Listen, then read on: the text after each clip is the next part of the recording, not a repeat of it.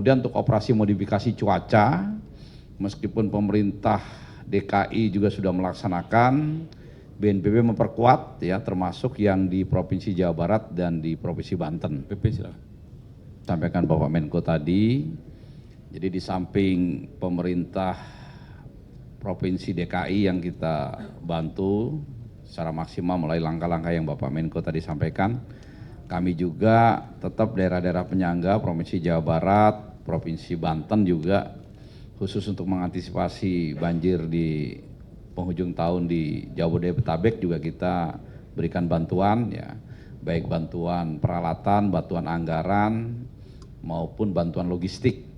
Mudah-mudahan dengan adanya kesiapan awal ini, sekali lagi apabila pun nanti banjir tidak bisa dihambat, tetap terjadi, paling tidak masyarakat yang terdampak ini tidak lama-lama ya. Jadi pemerintah kabupaten kota ini sudah bisa langsung bergerak melalui Badan Penanggulangan Bencana Daerah. Mungkin tambahan seperti itu. Kemudian untuk operasi modifikasi cuaca, meskipun pemerintah DKI juga sudah melaksanakan, BNPB memperkuat ya, termasuk yang di Provinsi Jawa Barat dan di Provinsi Banten. Nah, langkah-langkah ini juga kita harapkan bisa mengurangi jumlah hujan yang turun secara ekstrim. Kalau kita lihat di Jakarta 1-2 hari ini adalah salah satu bukti bahwa operasi modifikasi cuaca itu bisa tepat atau berhasil dilaksanakan. Mungkin seperti itu tambahan dari saya. Terima kasih. Sedikit menambah. Sudah dijelaskan dengan clear tadi oleh Bapak Menko dan Bapak Kepala BNPB. Yang perlu ditambahkan, mohon seluruh pihak dan masyarakat tetap terus memonitor perkembangan informasi cuaca yang sangat dinamis, cepat berubah dari BMKG melalui berbagai kanal, terutama melalui aplikasi mobile phone atau laman BMKG atau sosial media atau YouTube dan sebagainya, karena perkembangannya ini perlu untuk selalu dipantau guna keselamatan kita bersama.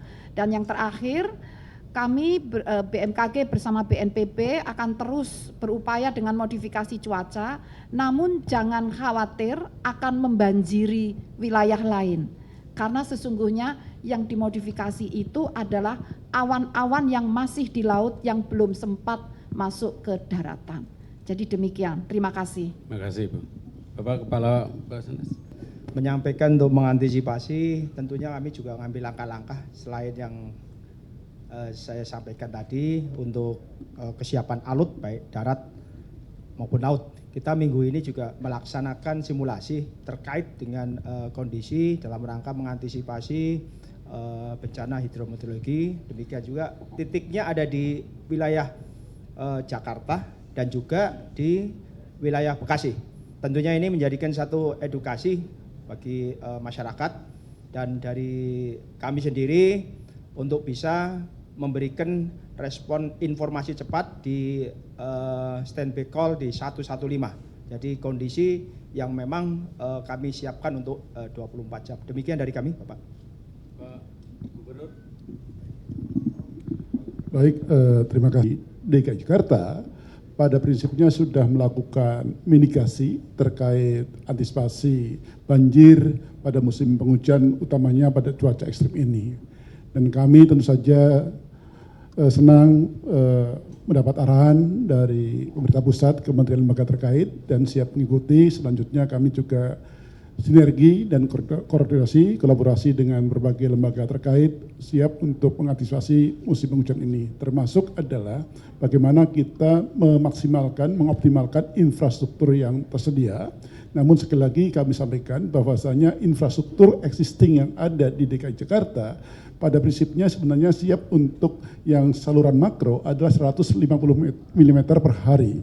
Sedangkan saluran dukungnya adalah siap untuk menampung yang sampai dengan 100 mm per hari. Selebih dari itu, kita memang ada genangan cukup lama, tapi kalau sudah di atas 200 mm, ini yang kami kewalahan. Nah, oleh karena itulah kami kemudian bersama-sama dengan BMKG, dengan BNPB, melakukan modifikasi cuaca sebagaimana yang sudah kami lakukan pada tanggal 7, 8, 9 dan insya Allah akan kami lakukan secara bertahap sampai dengan awal tahun 2025. Demikian Pak, terima kasih. Terima kasih. Pak Gub DKI. Mungkin langsung ke Bu Dwi Korita. Bu, apakah cuaca ekstrim yang berpotensi melanda Jabodetabek ini akibat dari bibit siklon 91S ya Bu? Mungkin bisa dijelaskan. Kemudian apakah sebelumnya kan BMKG sudah memberikan peringatan dini hingga tanggal 8 ya Bu? Kemudian sekarang statusnya seperti apa? Selanjutnya untuk operasi modifikasi cuaca ini berapa persen akan menurunkan curah hujan di Jabodetabek? Mungkin itu saja. Jadi status saat ini, peringatan dini sebelumnya kan sampai tanggal 8, ini ada perpanjangan, mohon maaf, karena justru yang semakin meningkat, artinya kemarin alhamdulillah, karena Bapak Gubernur juga sudah melakukan modifikasi cuaca, jadi yang harusnya lebat itu tanggal 7-8 itu bisa dikendalikan ini. Nah ini akan berlanjut tanggal 15, terutama yang perlu diwaspadai, menjelang tanggal 15 itu akan meningkat secara bertahap, nah kemudian ya puncaknya itu sekitar tanggal 15 bisa mencapai 100 mm per hari hujannya, sehingga perlu diwaspadai. Kemudian penyebabnya antara lain bukan satu-satunya, terutama adalah bibit siklon tadi. Ada dua sistem yang saling bersinergi, selain faktor-faktor yang lain terutama La Nina. Ini musim menjelang puncak musim hujan yang diperkuat dengan efek La Nina lemah, kemudian juga Madden-Julian Oscillation yang gerombolan awan-awan dari arah Samudra Hindia Barat Indonesia itu, jadi kombinasi seperti itu. Demikian. Ada yang lain? Kalau OMV tadi menurunkan 10% kurang lebih. Gitu, ya. Oke, Bapak Ibu, perkenalkan saya Nanda Aprilia dari Kompas TV. Ada beberapa pertanyaan sebenarnya terkait dengan cuaca ekstrim. Jelang Nataru, kita tahu. Nah, yang kedua, kita tahu kan untuk di Jakarta sudah ada modifikasi cuaca begitu ya, sampai dengan mengeluarkan anggaran 4 miliar rupiah. Nah, ini di luar dari Jabodetabek Pak, apakah modifikasi cuaca ini juga akan diperuntukkan untuk daerah-daerah yang kita tahu terkendala cuaca ekstrim juga, khususnya yang masuk dalam darurat dan juga waspada. Nah, untuk Bapak PJ Gub, Pak Teguh, izin Pak, siklus pertama modifikasi cuaca kan sudah, evaluasinya seperti apa dan apakah sudah ada tanggalan pasti terkait dengan siklus keduanya seperti apa. Nah, untuk Bu Dwi Korita terkait dengan cuaca di Jakarta saat ini Bu, apakah sudah masuk dalam kategori waspada ataupun siaga atau seperti apa? Karena kan kita mengalami juga di Jakarta tampaknya juga cuacanya sangat berubah-ubahnya tuh drastis sekali, bahkan seringnya hujan seperti itu. Terima kasih. Dipanggil oleh Bapak Presiden, jadi Menko PMK dan menteri-menteri di dalam koordinasi Menko PMK, dan kami melaporkan banyak hal yang menjadi tanggung jawab pelaksananya di dalam koordinasi Menko PMK, karena banyak quick win, 5 dari 7 quick win Bapak Presiden itu ada di dalam koordinasi Menko PMK. Jadi banyak hal yang kami laporkan, termasuk persiapan Nataru, ya, persiapan Natal dan Tahun Baru. Jadi karena beberapa waktu yang lalu kita sudah melakukan rapat koordinasi juga tentang Nataru sampai level teknis, level sangat detail.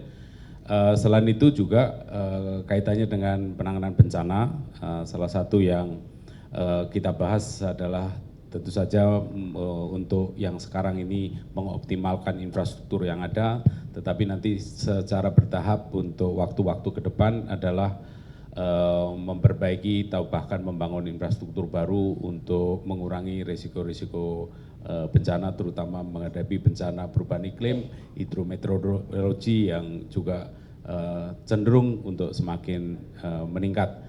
Mengenai modifikasi cuaca di daerah lain, moga Pak Kepala BNPB. Baik, terima kasih Mbak Nanda. Jadi untuk DKI sendiri, nanti tanya ke Pak Teguh ya. Tapi kalau nanti DKI juga butuh dari BNPB, BNPB akan membantu. Nah untuk daerah-daerah lain di luar DKI, Jawa Barat, tadi sudah sampaikan, yang sekarang sudah dilaksanakan adalah Sukabumi. Sukabumi kan dari mulai kemarin hujan terus, sehingga walaupun sekarang penanganan bencananya, tanggap daruratnya sudah berjalan dengan baik, sudah tidak ada lagi daerah yang terisolir, tidak ada lagi masyarakat terdampak yang tidak dapat logistik, tetapi masih sangat darurat gitu, pakai roda 2 dan terkendala cuaca, kita laksanakan operasi modifikasi cuaca di sana. Di sana bahkan 2 pesawat siang malam bekerja. Mudah-mudahan kita lihat besok, lusa, cuaca di Jawa Barat mudah-mudahan lebih baik. Yaitu hasilnya, tadi kan Ibu Dewi Korita 30%, memang sama sekali menghentikan hujan itu tidak bisa. Dan operasi modifikasi cuaca beberapa tahun ini merupakan salah satu opsi menanggulangi bencana. Jadi kalau musim hujan ya dikurangi jumlah debit airnya, bahkan dialihkan ke tempat lain yang tidak berpotensi bencana. Di Banten juga seperti itu. Nah, jadi bukan hanya DKI, tetapi Jawa Barat dan Banten juga kita akan kerjakan terus. Dan di daerah-daerah lain, seperti sekarang di Lewotobi, itu juga NTT sekarang juga potensi hujan deras. Nah, di sana walaupun banjir lahar dinginnya sudah diprediksi tidak akan terkena masyarakat, karena masyarakatnya sudah diungsikan, tetapi juga dengan prediksi dari BMKG kita juga laksanakan operasi modifikasi cuaca. Seperti itu. Sudah dilaksanakan selama 3 hari, itu rata-rata 1 hari adalah sekitar 4 sorti, dengan melibatkan 1 harinya kurang lebih 37 orang. Setiap sorti itu kita bisa menyemai kurang lebih sampai 800 kg per sortinya, artinya 1 hari kurang lebih sekitar 3.200 dengan menggunakan 1 pesawat, karena kemarin makanya ini masih terbatas. Pesawatnya adalah jenisnya pesawat Britten Norman PN2T PKWMN dengan pusatnya ada di Curug, dengan biaya masih dengan anggaran rutin dari BPPD. Namun demikian kami tentu saja sangat membutuhkan lembaga yang lain, khususnya BNPB, untuk sama-sama melakukan rekayasa cuaca tahap berikutnya. Kalau memang dari dana BPPD yang kami siapkan kurang lebih 4,3 miliar itu habis, kami sudah siap dengan menggunakan dana BTT.